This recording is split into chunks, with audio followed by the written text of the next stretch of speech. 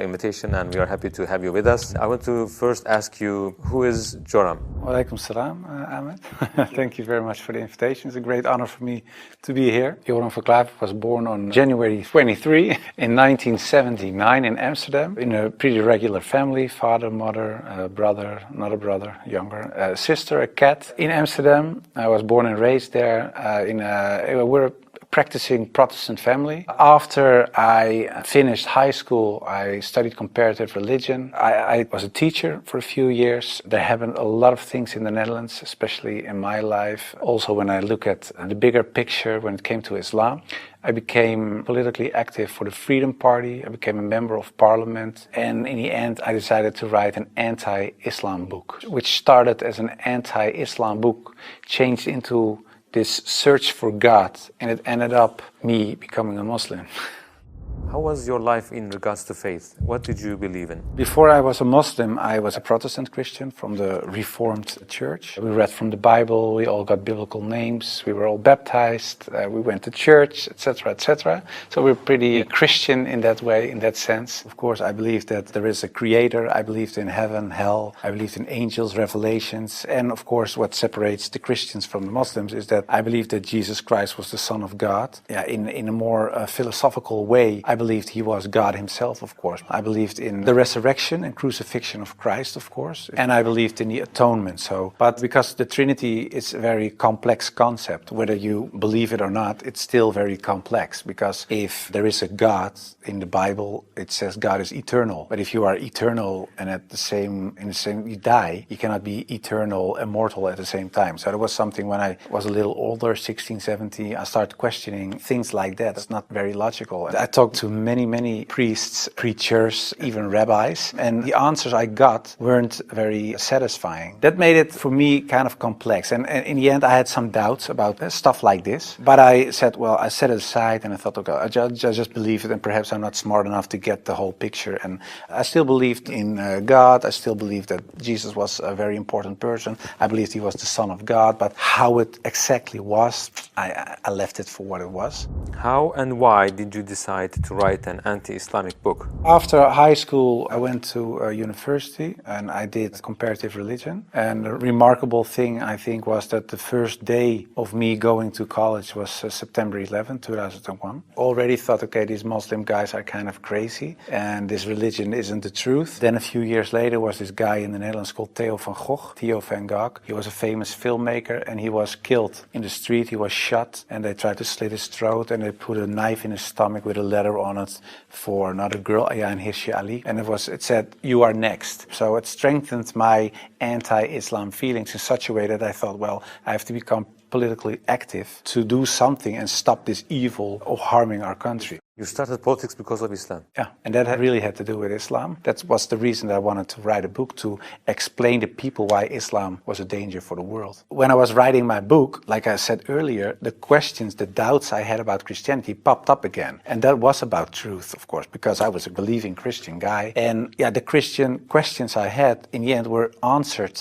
in an Islamic way. Because, of course, when I started writing the book, a lot of people think that it was a political book. But it wasn't so much a political book, it was a religious book, because I wanted to show people why Islam was a danger as a religion, and I wrote it from a Christian perspective. So in the beginning I made a comparison between the Christian concept of God and the Islamic concept. So I started comparing it. But because I had these doubts about the Trinity and I saw Tawheed, the oneness of God in Islam, I thought, yeah, it sounds a little bit more logical. And then I thought to myself, well, I reread the Bible to refresh myself, to see, okay, why isn't the concept of Islam, the Tawheed concept, isn't the Christian concept? But when I was reading the Old Testament and I saw what the Old Testament prophets said, it was one God, one God, one God. And then I thought, okay, I'll look only at the words of Jesus Christ in the New Testament. And then there's this story in the New Testament where a guy comes to Jesus and he asks him, what is the most important thing in life? How can I gain paradise? And he says there are two things. He says, "Hear, O Israel, hear, your God is one. Treat your neighbor as you want to be treated yourself." So I thought, well, even Jesus Christ says, hear, "O Israel, your God is one." So I thought, well, this whole Muslim concept of God sounds more logical, and it's the same concept that I find in the Old and the New Testament. And I know Christianity as a religion teaches something else, but it isn't the concept of God that I find in the Bible. So after weeks and weeks of study, reading, rereading all kinds of books, I thought to myself, okay, perhaps this oneness of God is something that is true. So that's how it started.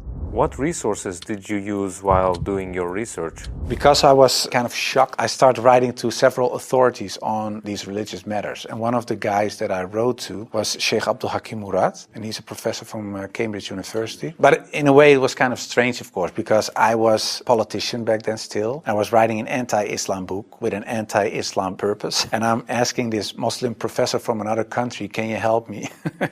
So I told him, I'm writing a book. I have a lot of questions. So I was very plain why I thought, why is Islam promoting terrorism? Why is anti-woman? Why is anti-Christian? Anti-whatever. After, I think, 6 weeks, he sent me a very extensive email. And he started explaining, directly answered a lot of my questions. But he also told me, you have to read this article, read this book, read that book, ask this person. And so he was very extensive in his way of explaining. But in the end, after I read all these books and articles and made a comparison between prophets from the Old Testament with Muhammad, peace and blessings be upon him, I had no arguments anymore to say they are prophets and he is not. And I thought to myself, well, if I accept Moses on these grounds and I cannot accept the prophet, then there is something else. So I thought, why don't I think he is a prophet? And I thought, oh, perhaps because he had many wives. But then again, when you look at Solomon or you look at King David, Abraham, there are a lot of people in the Old Testament that had more wives.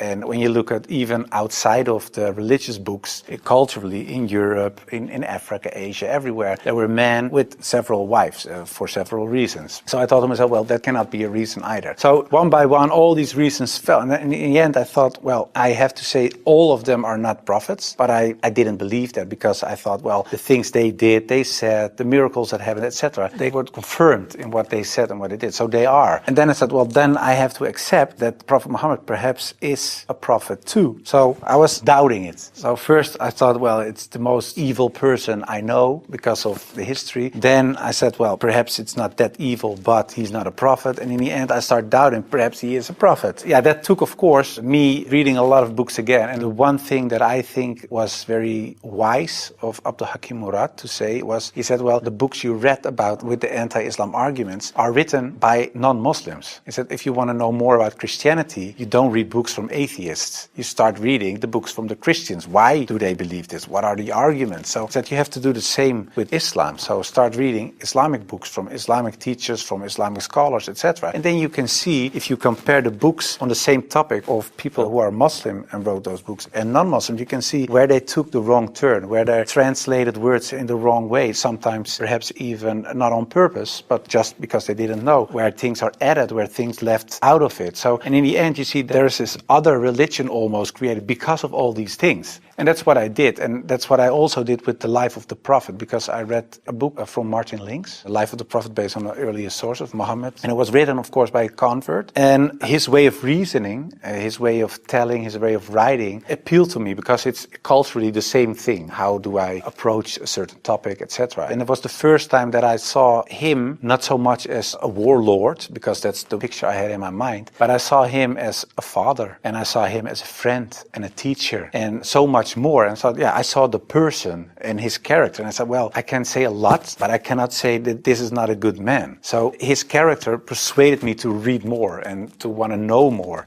What surprised you the most while doing your research? The story about Hind, there was something that, like a switch, like I had to change. And it was because I thought Hind was the wife of one of the enemies, Abu Sufyan. And in a way, they gave money to kill Hamza, the favorite uncle of the Prophet. And that was what happened on the battlefield. He got killed. They even paraded with his ears and cut off his nose and horrible stuff. So the Prophet was deeply sad, of course, of what happened. And years later, he became powerful. He came in power. tower in Mecca. And then there was Hind. And I was reading this book and I thought, okay, now she gets crucified or her head gets cut off or something like that. But he said, well, I cannot look at her right now, but everybody is forgiven. And if you want to stay here and live among the Muslims, it's possible. If you don't want that, you can go. But bloodshedding is over now. And I thought to myself that she was forgiven. If you can forgive someone who kills a relative, especially a favorite uncle of you, even starts parading with parts of his body to show other people that she humiliates you and whatever you stand for, that means you have such a great character. It's very special. It's something you don't see. And that's what he did. So I thought to myself, well, it was a really special guy. And when I thought that, I thought, well, I have these arguments for him being a prophet. I see his character. I see the way he treated other people. I see how he treated his enemies. I think he is a prophet. But then I thought to myself, whoa, that's horrible. Because I already accepted this oneness of God. And now I say he is a prophet. If I say there is only one God and Muhammad is his prophet, that's almost shahada. So I thought to myself, okay, let's close the books. Stop. This is going in the wrong direction. And of course, I wasn't that anti-Islam anymore because of what I read, what I saw, and what I experienced. What I tell you now, it sounds a little like a fairy tale, but it really happened. In the end, there were all these books at the table. And when I had this feeling of, yeah, okay, this is shahada in a way, I thought, well, I put all the books away and I put the books on the highest shelf. But there were so many books that a lot of books fell off the shelf. And one of the books that fell off the shelf was the Quran. And when I picked it up, my hand was on a page with Surah 22, Ayat 46. And it says, it's not the eyes that are blind,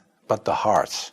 And I thought to myself, that really is my problem, because it wasn't the eyes. I really could see what I written down myself. Nobody forced me to write this book. Nobody said you have to write this or that. I started writing myself and I could see it with my own eyes, but I still couldn't accept the fact that I said he is a prophet, there is this one God. I just couldn't. So it wasn't my eyes that were blind, but it was really my heart. I couldn't accept it. I think my nafs or whatever, my ego, I couldn't accept it. And I said, well, God, I don't care if it's the God from the Bible or the Quran, give me a sign or something so that I 100% sure know this is the way. And I went to bed, but when I woke up, I felt very secure in myself. I really felt very secure. I've never been more secure about anything else. The whole anxiety or the whole doubting issue, it disappeared like snow for the sun. And I thought to myself, well, I think I'm a Muslim. Well, and then of course I had to tell other people. What was the reaction of the people around you when you became Muslim?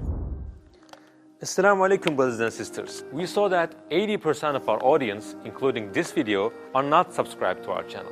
As you know, we are a non-profit organization and advertisements are disabled on our videos. So the only reason we are asking for this is to spread the truth. It may seem like a small act, but inshallah, it may be a means of guidance for many people. Now let's click the subscribe button and let's together walk towards eternity. What was the reaction of the people around you when you became Muslim? Most of them were very negative, of course. For a lot of people, especially some uncles and aunts, it was kind of a shock. They heard it when it was on the news. I told my mother, and my mother started crying. And my wife was pretty open. Yeah, she was very cool about it. She said, well, if Islam is what you really believe and that's in your heart, who am I? And yeah, some people from my old work were really aggressive. I got over 2,000 death threats from people who used to support me, of course. People who voted for me. People said the most horrible things. We will rape your wife, shoot you, you know, where your children go to school, stuff like that. And most of them, of course, is nonsense because they're crazy people writing things on their computer. So it was kind of a hectic time. And I had to tell my work, of course, and it was this Christian organization. So to say that the leader of the pack, he said, I can't believe it. And he said, well, I noticed this change when you talked about certain topics on radio. You were kind of a little more mild, not so harsh anymore, but you becoming a Muslim? And after I said, yeah, I became Muslim, he said, I couldn't sleep for it for 2 days. I couldn't accept it. It was so strange. But the hardest part for me was telling my grandfather, because my grandfather was dying and he was 93, 94 years old and he was on his deathbed at home. I had to tell him, and my mother told me, yeah, you have to tell your grandfather. It was her father. So I said, well, then you have to come with me. It's got like a shield. And I just said, well, grandfather, I became a Muslim. And then he closed his eyes. And I thought he stopped breathing because, yeah, he was so old. And he really stopped breathing for a while. And then he started breathing again. And he looked at me and he said, well, at least you didn't become a Catholic. So it was very funny. The last thing, and my old boss from the radio, he said, well, how do we know that you're not becoming Hindu one day or something else? And I told him, well, I never chose a religion. One time, and it was when I became a Muslim. Before that, I didn't choose my religion. I was born in a Christian family. I was raised in a Christian way. And I'm very grateful for all the good things that it brought me. But it was not my decision. And the only time I made a decision was me becoming a Muslim. And it was the most, like I said, I think the most important decision I made. And it was the most rational decision I made. I never took years and years to decide one thing, only becoming a Muslim. How did you feel when you made your first salah? It's, of course, a beautiful moment, but very strange as well. Because as a Christian, you're not used to pray like that. You pray with your hands together and perhaps on your knees in front of your bed or something. But I think it's very beautiful that you really prostrate. So you really bow down in the deepest way for your Lord. So that's a very humbling, beautiful thing, I think. And that, yeah, it made me feel very happy.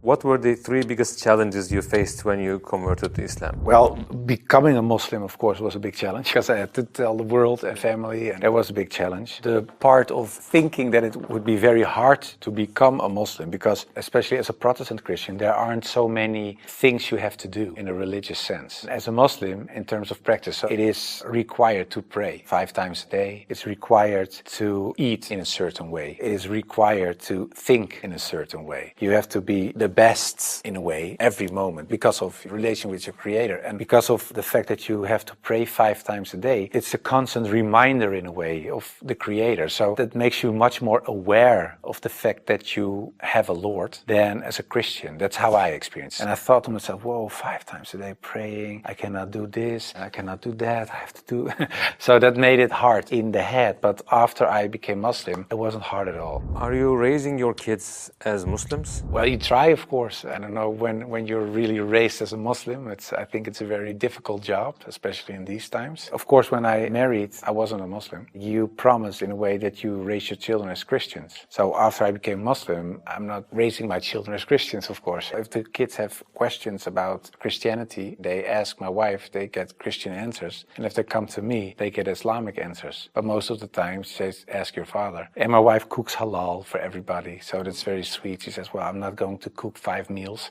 so everybody eats the same. You want halal, everybody eats halal. So in a way, it's like an organic process. What was your heaviest and most regretful expression that you used for Islam? I think Islam is a lie, because that's something I used to say. Islam is a lie, the Quran is poison. But when I said Islam is a lie, that's the whole religion and everything that comes with it. So that's like the highest level of Jahiliyyah in a way. Yeah, that's something I regret, because it was like an umbrella and everything else was under this concept of Islam is a lie, because that was the core thought. And of course I do blame myself, and I know there are a lot of people out there not practicing Muslims that do so. And in a way I understand it, because in a political sense and in a social, cultural sense, everything I said and done is still there. I sometimes even hear arguments from people in my old party that I offended in a way. Yeah, that's something that bothers me, and that's one of the reasons that we founded an organization. It's called the IXC, Islamic Experience Center, and we go to schools, primary school, high school, college, universities, but also to departments of the government, other social organizations, churches, to take away misconceptions about Islam, to share the message, to show Islam in its true colors. And we do it by virtual reality with the glasses, so it's a very fun experience as well. And we try to erase in a way the things I said and done in the past. How should people research about Islam? Do you advise just searching at Google? No, I would certainly not advise Google. It's the last thing I would advise. I said shut down the computer. No, I think it's very important that people read books, real books with pages and stuff. I would recommend Muhammad, His Life Based on the Earliest Sources of Martin Links, the book I talked about earlier. It's a green book. And I think it's very important for people not just dive into the Quran, because it's a very complex